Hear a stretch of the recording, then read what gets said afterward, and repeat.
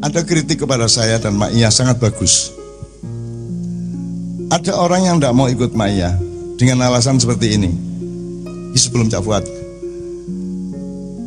Kalau Ma'iyah itu grup kelompok Thariqat saya ikut, jelas kalau Thariqat.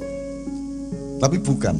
Oke, kalau bukan Thariqat, Ma'iyah itu kalau dia itu gerakan sosial saya ikut. Tapi bukan gerakan sosial. Tidak ada panduan, tidak ada agenda, tidak ada tujuan, tidak ada target politik, gitu. Bukan gerakan apa-apa. Maka dia tidak menemukan ada apa. Kenapa ikut Ma'iyah?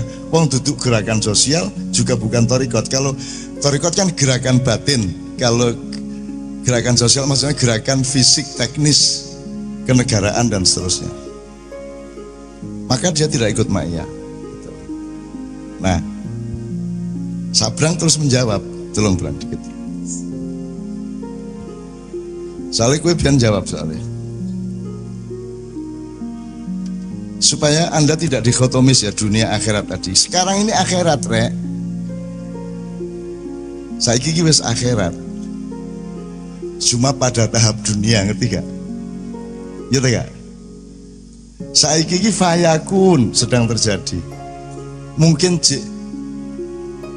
awal dari ya, durung sampai kaf, durung sampai wawu, durung sampai nun, ngerti gak? Iso. Kalau Anda rohaniyah, Anda bisa membayangkan ini. Tolong Bang. Yang gerakan sosial dan Thariqat. Tak kayak background rodok dawa, nyambung yang itu tadi. Betul ngomong. Ya, nanti Cak Fuad biar mengumpulkan seluruhnya ya. Oke, karena saya sangat tertarik dengan konsepnya Pak Nur Somad juga dengan bahwa agama itu sangat perlu transformasi. Nyon saya pun nambah mumet. Yang saya mencoba bercerita sama persis seperti yang diceritakan Cak Nun, tapi dengan perspektif yang berbeda. Yang tentang ngomong tauhid itu tadi. Kalau saya melihat dari peta yang saya miliki, dunia ilmu dan segala macam gue bentuknya kayak piramid, seperti piramid, di mana ujung atasnya itu tauhid. Semakin ke bawah dia punya semakin ekspresi yang berbeda-beda, punya semakin bentuk yang berbeda-beda. Semakin naik semakin hakikat, semakin semakin menyatukan konsep-konsep yang berbeda. Saya sangat setuju dengan bahwa misalnya baik buruk rano baik buruk itu hanya ada konsep itu ketika kita punya limitasi terhadap pengetahuan. Misalnya contohnya mata ini cah cilik apa elek. Tak kayak contoh, mata ini cah cilik orang ono sebabnya gue ketemu mata ini cah cilik beleh jeret ngono mati apa elek. Elek tapi ono nabi sing nglakoni kuwi lho. Kita nggak bisa ngomong itu buruk karena perspektif kita tidak tahu sebuah pengetahuan di mana itu akan berakibat baik. Jadi baik buruk itu berdasarkan pada limitasi pengetahuan. Jadi limitasi pengetahuan paling dasarnya lahir dari yang namanya menurut saya itu bias manusia. Manusia itu punya bias yang sangat banyak, luar biasa. Saya kayak contoh ngomong ini, di Bandem watu loro ora? Takon, sing neng utekmu watune gedene sepiro? Sak kepel? Luwe. Sing dibayangannya sak kepel sapa? Oke, sak kepel. Ono sing watune sak aku ngono. Ono sing bayangke atau watunya kecil. Nah, ketika saya ngomong di Bandem batu, ini kan ada bias nih di kepala masing-masing manusia. Batunya seberapa besarnya? Di Bandem jaraknya 3 kilo apa 2 cm. Nah itu informasi yang tidak teliti tersebut itu membuat manusia punya bias terhadap informasi, dan bias itu yang membuat kita beda satu sama yang lain. Dan setiap generasi itu punya bias yang berbeda-beda terhadap memahami sekitarnya karena peradabannya tumbuh sehingga biasnya berbeda. Misalnya 50 tahun yang lalu gue tak ngenekke nesu ora? Hah? Loh, gue masih ngerti bang ngene iki apa? Saiki gue nesu tak ngenekke iki. Anda punya tahu kalau gini nih menghina dari mana? Itu bukan budaya kita. Anda mendapatkan satu bias lagi karena pengetahuan Anda melebar. Ya ora? Paham maksud saya ya? Nah, padahal ingin sarura. Nek kita malah menghina ngene iki. Nek bagi yang wong bule ngene iki ra menghina wong dolanan karo cah cilik, tak jike urungmu ki irungmu ngono ki jarene ngene iki. Jiko cah cilik nek guyon karo cah cilik. Aku jajal guyon karo cah cilik ngono dikaplok bapake. Irungmu gundulmu irungmu jarene. Nah, betapa yang kita lihat ketika peradaban berubah, bias manusia berubah. Nah, agama sangat membutuhkan transformasi karena bias manusia itu bukan informasi utamanya untuk menuju piramid yang lebih ke atas tersebut. Makanya kita perlu redefinisi terhadap bias-bias manusia. Padahal untuk tauhid, untuk mencapai ke sana kita harus menghilangkan bias manusianya. Karena bias manusia itu lahir dari badan, dari peradaban, dari wadak itu tadi. Ya, paham gak maksud saya? Ya, bias, betapa sangat berbahaya yang namanya bias. Satu kalimat itu sangat bisa membuat asumsi, bikin kita marah, begini segala macam. Padahal itu bias konsep kita, bukan core informasinya. Semakin kita bisa menghilangkan bias, semakin kita bisa bersih dan semakin bisa tidak ada semakin bisa jarine Cak Nun mau meringankan tubuh. Karena tidak ada yang memberatkan adalah bias-bias itu tadi. Saiki orang duit duit. Yo, orang duwe pacar misalnya, berat enggak? Yo, nek kancane duwe pacar kabeh, kowe dhewe sing ra duwe pacar, rasane yo abot. Nek sak geng ra jomblo kabeh, yo enggak begitu berat karena dalam penderitaan semakin banyak teman semakin berkurang penderitaannya. Nah, kan masalahnya pada biasnya, bukan pada punya pacar atau enggaknya, kan gitu. Jadi betapa pentingnya yang namanya bias ini. Kita tidak bisa menembus apapun kalau kita masih terpengaruh oleh bias-bias. Bagaimana menghilangkan bias? Menghilangkan dulu manusianya. Konsep-konsep itu nanti dulu. Nah, ini tadi saya pengen menjawab Cak Nun ini tadi. Ma'iyah itu bukan gerakan sosial. Ma'iyah itu bukan torekot. Dia pakai kalimat itu dengan bias atau tidak? Kan dia punya konsep dalam dirinya. Ada bias dalam kepalanya bahwa gerakan sosial itu seperti ini loh. Torekat itu seperti ini loh. Dan dia kalau dalam rumusnya Pak Nur Soma, dia tidak melakukan transformasi manusia. Padahal ada redefinisi dari gerakan sosial. Kalau manusia yang wong gendeng itu yang melakukan hal yang sama mengharapkan hasil yang berbeda. Melakukan hal yang sama, hasilnya yang sama. Kalau mau berbeda, transformasi, membuat inovasi-inovasi, membuat cara baru. Nah, ketika saya ditanyain itu, Ma'iyah bukan torekot, Ma'iyah bukan gerakan sosial, saya bilang saya setuju. Karena saya memaklumi limitasi kepalamu. Anda tidak melakukan transformasi pemahaman terhadap gerakan sosial. Yang Anda lakukan adalah mempelajari masa depan, tapi tidak pernah punya jarak pandang terhadap apa yang bisa dilakukan pada masa depan. Kamu hanya bisa melihat masa lalu, maksud saya seperti itu. Nah, ini menurut saya sangat banyak pada society manusia, pada keadaan di sini. Sebenarnya manusia sendiri takut berubah, sehingga dia sangat memegang bias-bias tersebut. Gini bener, dipatok sangat keras bahwa gini bener. Seperti ketika anak kecil, anak saya ketika dikasih tahu bahwa dia dengar dari gurunya atau dari buku cerita, katanya kalau ada gempa, kalau tanda-tanda kiamat itu ada gunung meletus, ada gempa, ada tsunami. Sekarang kalau dia lihat ada gempa di rumah itu, dia langsung nangis. Ini mau kiamat Pak Anda. Enggak gitu. Enggak, kata guru saya seperti itu. Fanatik dia memegang informasi tersebut. Karena dia hanya punya satu bias tersebut. Nah, Ma'iyah menurut saya di sini, kenapa Ma'iyah sangat berguna? Karena kita menyerap semua bias. Dia punya pendapat A, dia punya bias B, punya bias C, enggak apa-apa diterima semua. Sehingga kekuatan bias itu menjadi lemah. Karena dia punya banyak saingan, sehingga kita nanti bisa menyingkirkan semua bias dan menemukan yang tanpa bias tersebut. Karena kita tidak akan bisa mencapai tauhid jika kita masih memegang bias manusia. Itu baik jawaban Pak.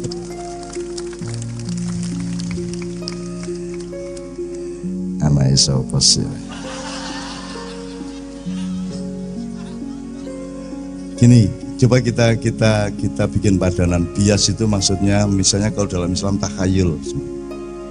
Jadi sesuatu yang dikhayalkan di sini. Meskipun diakui sebagai ilmu, terminologi tapi jangan itu khayal.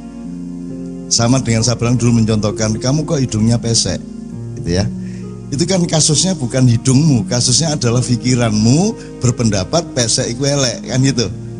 Maka kamu tersinggung ketika disebut pesek. Seandainya dulu yang ditanam itu pesek adalah cantik, Anda pasti senang. Nah, itu yang disebut bias atau khayal ya. Takhayul itu yang sesuatu yang dikhayalkan ke dalam dirinya. Itu ya satu. Untuk lebih memperjelas yang diomongkan Sabrang, transformasi itu terus menerus kita melakukan modifikasi ya. Kalau dalam bahasa kita kan jelas toh, mosok pari kok kerakoti ya ditransformasi jadi beras, mosok beras kok kremus ya ditransformasi menjadi sego lah ngono. Mosok sego tok ya digawe sego kebuli, sego goreng, sego kuning ya, sego kucing ya, sego tiwul ya. Itu transformasi. Nah, teman-teman sekalian, yang disebut gerakan sosial oleh Sabrang itu kan tahap tertentu dari proses terus menerus yang disebut transformasi ini ya. Transformasi itu dalam bahasa Islam hijrah ya, Ustaz ya. Hijrah, hajaru innalladzina amanu wa hajaru wa jahadu. Ya, Pak Muzamil, nah ini kajian Pak Muzamil ini ayatnya jelas. Tahu nggak transformasi? Dari Indonesia yang dulu belum bernama Indonesia, Pak Agus Sunyoto sudah menjelaskan dari siapa yang pertama menyebut nama Indonesia itu ada sarjana Jerman sama Swedia dan seterusnya, lupa saya. Tapi pokoknya kita mengalami transformasi. Jadi contoh-contoh transformasi misalnya demokrasi itu bagian dari bias, ya. Terus bias itu sudah menguasai kita sedemikian rupa. Terus ono parpol. Nah, ini loh yang disebut gerakan sosial itu demokratisasi, itu gerakan sosial. Ada Gerindra, ada PDIP, itu tahap hijrah atau transformasi yang menanamkan takhayul. Muhammadiyah, NU itu salah satu contoh dari tahap transformasi yang ternyata merupakan bias atau bisa menjadi takhayul. Yang ini gitu ya, Bang ya. Ya ta? Atau proses transformasi penting. Cuman ya, resikonya itu menjadi tahayul. Ya. Gitu, manusianya yang lemah. Nah, manusia harus transformasi karena dia tiap hari harus membebaskan diri dari ketika ide barunya tadi sudah menjadi bias. Anda harus bebas. Sekarang kita dikasih bias baru, Islam radikal, Islam Nusantara, Islam moderat. Itu bias-bias baru, takhayul-takhayul baru. Dan Anda membebaskan diri dari itu semua, betul enggak? Nah, sekarang masalahnya kalau transformasi itu bermakna perubahan, kalau perubahan kemudian bermakna solusi, betul enggak? Transformasi itu berubah dan perubahan itu produknya adalah solusi. Sekarang saya tanya, apakah parpol-parpol di Indonesia memberi solusi terhadap masalah-masalah Indonesia? Ataukah menambah masalah? Sekarang gerakan sosial yang sifatnya non politis formal, misalnya Ormas, Muhammadiyah, MTA, Persis, LDII, NU dan sebagainya, nyun sewu, menjawab masalah Indonesia enggak?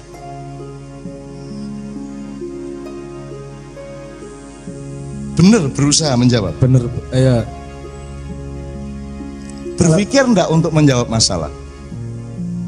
Dalam yang kita ketahui selama ini, berpikir enggak untuk menjawab masalah? Pada limitasinya. Ataukah dia mengemis kepada masalah ini? Dia malah nempel untuk menjadi bagian dari masalah.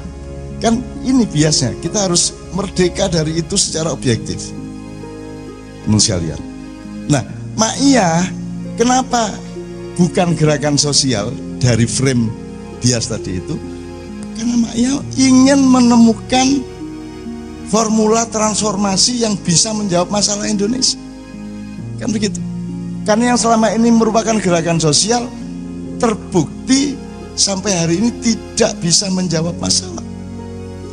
Kalau Indonesia tidak bisa dijawab oleh Ma'iyah, minimum awakmu wis mulai rodok luwe pinter jawab masalahmu dhewe ya ta gak?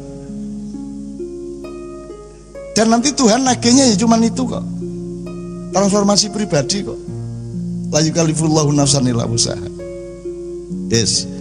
sebelum Cak Fuad terakhir dari soal, jadi wis ngerti ya bahasanya ya, transformasi hijrah. Dan itu terus menerus, kata Krishnamurti, seorang filosof India, setiap detik kita mati dan setiap detik berikutnya kita lahir kembali. Ya, terus menerus kita lahir, terus tiap hari.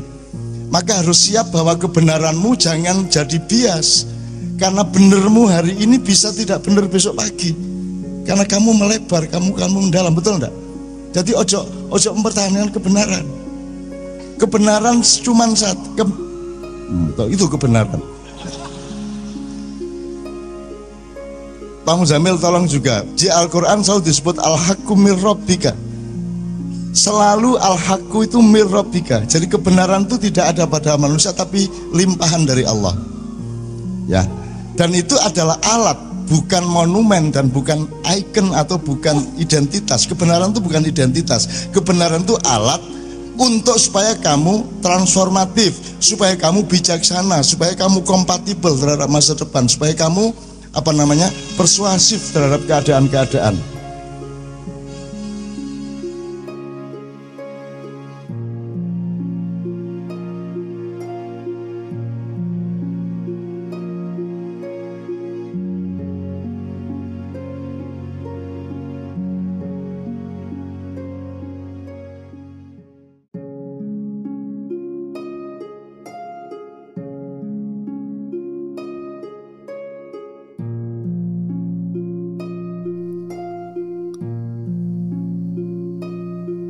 Assalamualaikum warahmatullahi wabarakatuh. Mengkritik Ma'iyah. Sejumlah orang dari masyarakat dan tokoh di luar Ma'iyah melontarkan kritik, mau apa itu Ma'iyah? Sinau bareng terus, kapan berbuat nyata? Diskusi terus, omong terus, kapan aplikasi nyatanya untuk bangsa? Bahkan kalau ditambah omdo. Ma'iyah itu jargone, jangan kaget. Omdo maksudnya omong doang, jargone maksudnya isa ujar gak isa nglakoni. Tentu ada banyak jawaban dari Ma'iyah.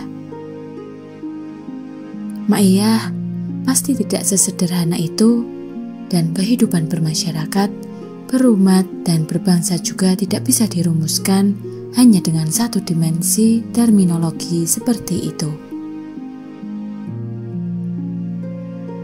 Sebab nyatanya sampai di masa Covid, permintaan Ma'iyahan tidak berhenti, meskipun kita harus mempertimbangkannya dari sangat banyak segi, seberapa bergembira pun umat dengan adanya Ma'iyah.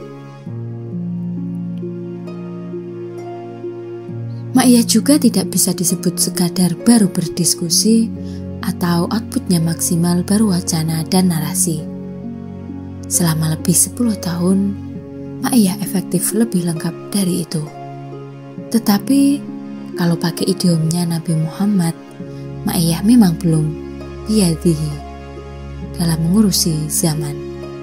Dalam arti, belum mampu membuktikan peran perubahan sejarah sampai tingkat yang para pengkritik membayangkannya, atau sebagaimana Ma'iyah sendiri mencita-citakannya.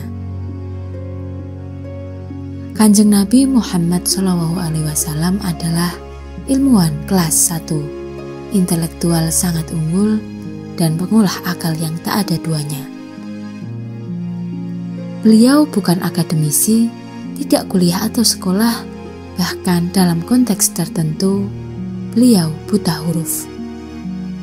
Ma'an ra'a minkum mungkaron fal yughayyir biyadihi fa in lam yastati fa bilisanihi wa in lam yastatihi fa bi qalbihi wa huwa adla af'ul iman. Barang siapa di antara kalian melihat kemungkaran, maka hendaklah ia mengubah dengan tangannya. Kalau tak sanggup, dengan lisannya. Kalau tak mampu, dengan hatinya. Tetapi itulah level selemah-lemahnya iman pada kehidupan manusia. Kanjeng Nabi menterminologikan tak hanya secara stratifikasi, tapi juga secara ruang. tangan, lisan, dan hati. Sangat sederhana di Maiyah kita punya terminologi keris, pedang, dan cangkul, atau sendiri, bersama, dan sejati. Untuk sampai ke level sederhana, Rasulullah memerlukan tingkat jeniusitas, kecerdasan, dan kejernihan pandang yang para sarjana utama pun belum tentu sanggup menjalaninya, apalagi mencapainya.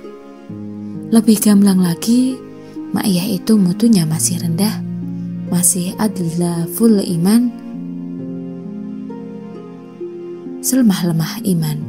Bahkan Maiyah praktik nyatanya masih bil qalbi. Maiyah belum mampu berbuat apa-apa kepada sistem negara. Keseyogyaan suatu pemerintahan, pemilu, kapitalisme, pasar bebas, demokrasi, dan apapun saja yang di dalamnya bergelimang kemungkaran dan kezaliman. Biqalbihi artinya min di batin, hanya bergejolak di dalam hatinya belaka. Termasuk saya pribadi, masihlah pribadi selemah-lemah iman. Jangankan di skala negara dan masyarakat, di rumah keluarga pribadi saya sendiri pun level saya masih ad'aful iman. Apalagi kalau pakai definisi Allah sendiri. Ingatlah, sesungguhnya wali-wali Allah itu tidak ada kekhawatiran pada mereka dan tidak pula mereka bersedih hati.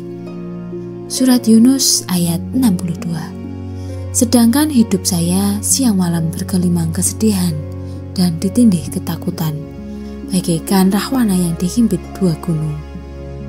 Mungkin karena itu sejak awal Maiyah, saya rajin mengungkapkan, saya mengajak Anda semua berkumpul ribuan orang di sini tidak untuk mengagumi dan taat kepada saya, melainkan untuk meneguhkan cinta dan ketaatan kepada Allah dan Rasul-Nya.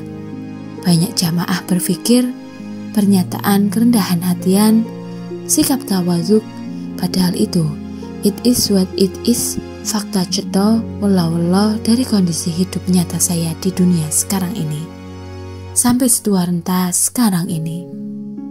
Salah satu jawaban kepada kritik itu, saya tidak lantas ngebo atau nekat mengajak Maiyah melakukan revolusi sosial,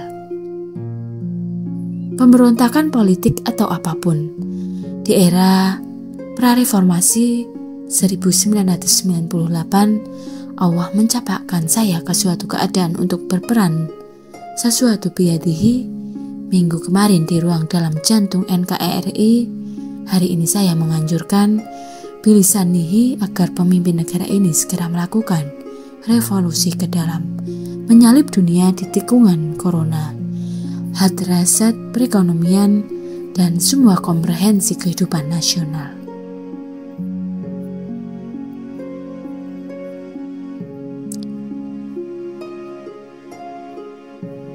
Saya agak mendesak agar kalau siapapun menjadi apa-apa, terutama kalau sudah terlanjur menjadi presiden, jangan puas hanya dengan meletakkannya sebagai urusan karir. Asal selamat sampai hari terakhir masa jabatan, jangan menjadi pemimpin abal-abal atau presiden salon. Tapi juga berpikir membuat tonggak sejarah. Kalau Anda pegang satu tanggung jawab, apalagi di bidang kepemimpinan bangsa, Anda harus bertanya kepada diri Anda sendiri, apakah amanah itu kalau ambil 1 kilo ataukah 1 kuintal ataukah 1 ton manusia harus menentukan bobot hidupnya dan takaran amal salehnya. Kita siapkan juga komprehensi konsep revolusi ke dalam itu. Bahkan Sabrang sudah membetakkannya secara ilmiah akademis, tetapi harap ingat bahwa untuk sampai pada bilisanihi seperti itu, saya membuang semua muatan pribadi hidup saya. Ketidaksetujuan atas ini itu dalam urusan kenegaraan, jengkel, marah, tersinggung, terhina, serta emosi, saya kemukakan bilisanihi semata-mata berpikir apa yang terbaik untuk seluruh rakyat Indonesia hari ini dan ke masa depan. Tetapi Kadipiro siap sepenuhnya kalau ternyata semua itu tidak akan menjadi trigger apa-apa bagi kemungkinan perubahan bangsa kita. Saya sudah sering mendengar suara Ning Asepi, pendapatmu tidak penting, tidak hanya bagi Indonesia apalagi dunia. Di rumah dan keluargamu sendiri, pendapatmu tidak banyak berlaku. Alhasil, semua itu tidak membuat saya dan ayah menjadi berdaya dan berperan terhadap dunia. Indonesia dengan bangsa dan masyarakatnya. Pencapaiannya paling maksimal adalah bahwa Ma'iyah sudah tidak bersalah kepada kehidupan bangsa Indonesia. Jadi, kita berani sowan dan matur kepada Allah, in lam yakun bika alaya ghadalabun fala ubali. Saya akan kembali berjalan kaki di jalan sunyi dan meminimalisir impian saya kepada dunia dan manusia. Yang saya kadang-kadang hanya ini. Setiap kali mengingat kelompok martabatnya Sabrang, setahun berlangsungnya Mafazah serta harapan kepada semua simpul maupun siapapun saja, ilmuwan Ma'iyah, bagaimana semua anak-anak saya itu bersegera mengeliat, bangun dan bangkit untuk cerdas, aktif, kreatif mengupayakan agar Ma'iyah meningkat dari peran zaman biqolbihi minimal menuju maksimalitas bilisanihi. Syukur-syukur ada perintah dan takdir dari Allah untuk berperan biyadihi, dan Sabrang bersama martabat dalam ayuman para marja Ma'iyah menuturkan paket demi paket langkahnya. Ma'iyah membutuhkan patriot penulisan ilmu, pejuang ulul absor, ulul albab, ulun nuha untuk memproses warisan wacana dan narasi Ma'iyah kepada umat manusia di masa depan dunia. Untuk meningkat dari level biqolbihi tidak berhenti, saya berjuang untuk naik kelas ke bilisanihi. Manusia dunia sedang meluncur neronjong menuju jurang kehancuran. Sekurang-kurangnya, saya menyumbangkan buah lisan saya dengan tulisan dan dialektika Ma'iyahan. Allah sudah selalu menolong. Tetapi perjalanan saya masih sangat jauh dari taraf yang akal pikiran menerungkan dan mendambakan dan mencita-citakannya.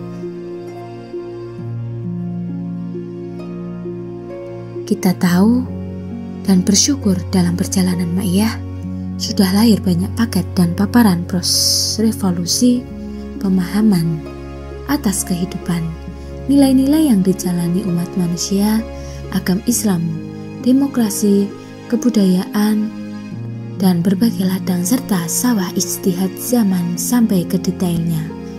Kemeluasan dan kemendalamannya di buku besar dialektika Ma'iyah bisa dijumpai revolusi pemahaman terhadap dialektika hubungan manusia dengan Tuhan dan alam.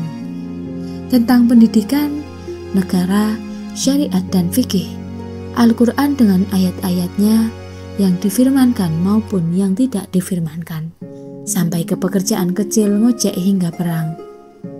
Ma'iyah sudah terus-menerus rajin menghimpun pengetahuan dan ilmu tentang bagaimana kehidupan umat manusia ini seharusnya, serta bagaimana cara dan jalan yang ditempuh dari tahap ketersesatan yang sedang berlangsung dan merajalela sekarang ini.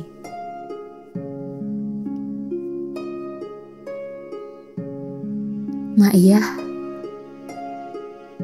akan tetapi memakai terminologi Ma'iyah sendiri. Saya mengingatkan bahwa saya bersama semua umat Ma'iyah hanyalah abdan abdiyah, bukan abdan waliyah, dan sama sekali bukan abdan nabiyah atau abdan rasulah. Artinya bagaimana bargaining power kita dihadapkan dan kepada Allah Subhanahu wa Ta'ala tidaklah terjamin memenuhi kadar, ukuran dan mutu yang membuat Allah memperkenankan impian kita. Maka semua harus siap siaga bahwa rumus Allah ini tidak berlaku pada kita. Barang siapa yang memusuhi waliku, aku umumkan perang terhadapnya. Tidakkah hambaku mendekatkan diri kepadaku dengan sesuatu yang lebih aku cintai dibandingkan ia melakukan hal yang aku wajibkan terhadapnya? Hambaku senantiasa mendekatkan diri kepadaku dengan amalan sunnah kecuali aku mencintainya. Jika aku mencintainya, aku adalah pendengarannya saat itu mendengar, penglihatannya saat ia melihat, tangannya saat ia memukul, dan kakinya saat ia melangkah. Jika ia meminta kepadaku, sungguh aku akan memberikannya. Jika ia memohon perlindungan kepadaku, aku akan melindunginya. Tetapi dengan kerja keras Ma'iyah, meningkatkan diri dari biqalbihi menuju bilisanihi, semaksimal mungkin sambil bersiaga dan tanggap darurat untuk biadihi sewaktu-waktu. Kita insya Allah sudah cukup melakukan sejumlah hal yang membuat kita tidak kehilangan muka di hadapan firman Allah. Baginya manusia ada malaikat-malaikat yang selalu menjaganya bergiliran. Dari depan dan belakangnya, mereka menjaganya atas perintah Allah.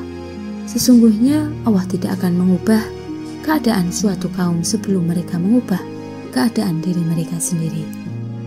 Dan apabila Allah menghendaki keburukan terhadap suatu kaum, maka tak ada yang dapat menolaknya, dan tidak ada pelindung bagi mereka selain Dia. MH Ainun Najib. Sekian yang dapat kami sampaikan. Wassalamualaikum warahmatullahi wabarakatuh.